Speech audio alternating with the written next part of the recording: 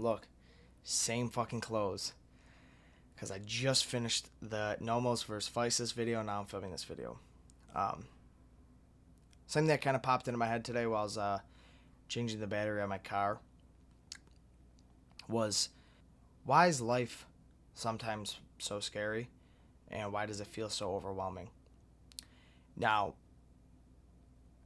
obviously, there's dangers that be, there's things like murder.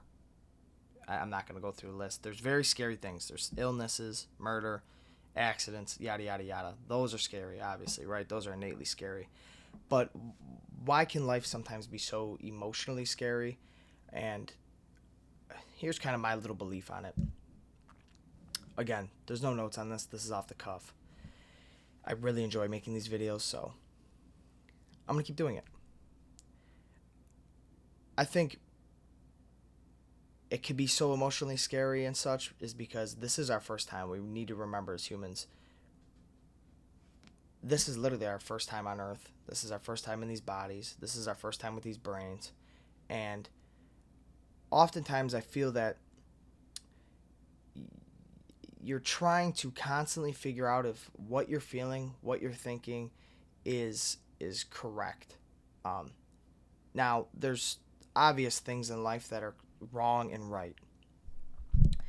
But emotionally, sometimes I think there's kind of blurred lines there.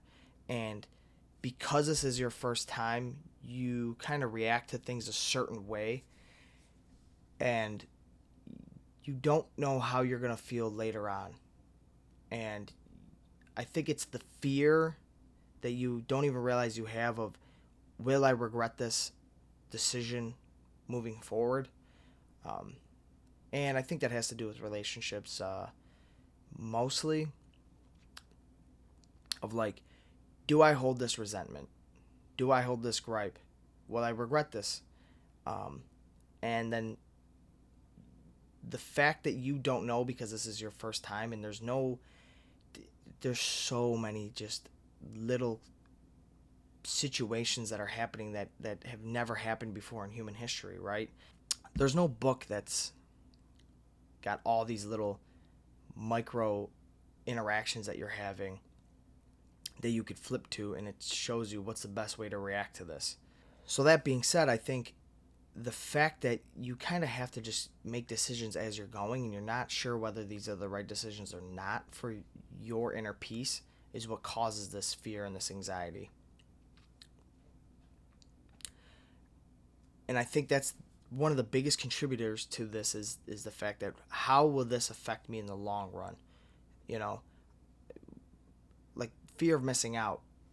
It's a real fear that people suffer from, because people are afraid of, if I don't go out in a week, in a month, in a year, why regret? Because that might be the most fun night ever that I missed.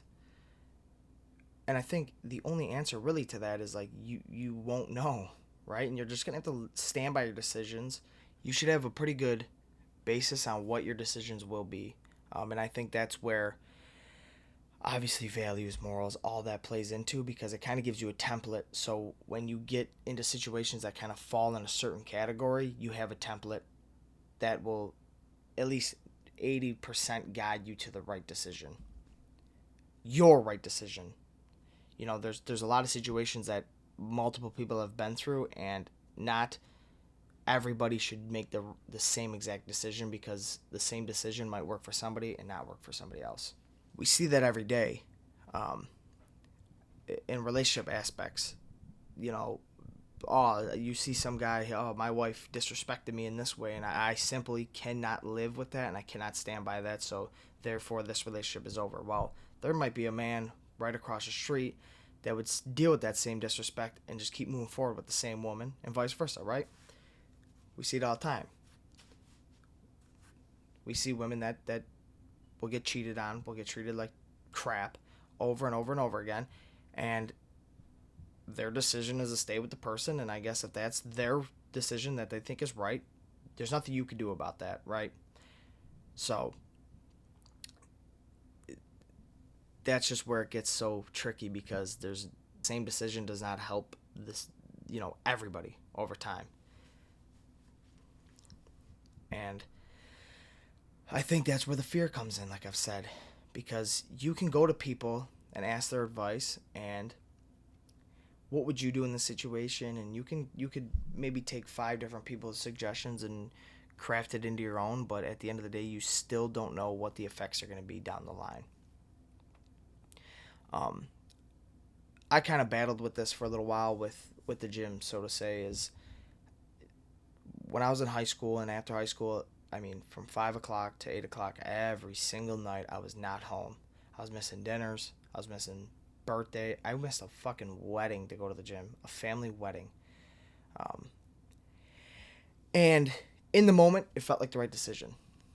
And then there was a little period of time for a couple months where I was like, was that wrong? Was missing all that time wrong? Should I have maybe went to the gym earlier or not, went to the gym a shorter length of time? And it's something that I definitely thought about. It bothered me. So then for a while I was going to the gym in the morning because I didn't miss anything at night. But now I've come to the conclusion, for me personally, I definitely don't regret that because that made me who I am today, and that was and is my biggest passion. So I will never be upset with myself because I found my passion in life and just fucking hammered it. I will never be mad at myself for that. And now that I'm getting older, there's time, like I won't miss birthdays. I'll squeeze it in the morning, the gym, or I'm not skipping the gym. I'm just allocating time differently, right? And the gym allotted me a lot of time as a young man to just think and process a lot of things that were bothering me and allowed me to become better and better, not just physically, but mentally. And it's still a rock that holds me down today in a good way. I think moving forward, I think people should really consider their decisions and not to make decisions when they're aggravated or upset, and they should weigh the pros and cons constantly. But then once that decision is made, you need to stand 10 toes down with the decision, and moving forward, you could decide that was not the greatest decision, but there's nothing I could do about it. Now, next time this pops up, I'm going to obviously make a different decision. Not wallow in your fucking regret and hang on to that mistake you made for the rest of your fucking life and live in the past. You need to move forward. That's a scary yet beautiful thing about life. It's constantly moving. So you could sit on your ass and just, oh, that was such a bad decision that I made. I regret everything from that time and I wish I could change it. Well, you can't. So the time that you're spending looking in the past, here's the future. It's just passing you by. It's constantly moving. So that's the beautiful thing. There's time is going to come, and you will have the opportunity to make the better decision moving forward. This was kind of a on the whim video idea that I thought of, and I said, fuck it. Let's make a video. I'm going to probably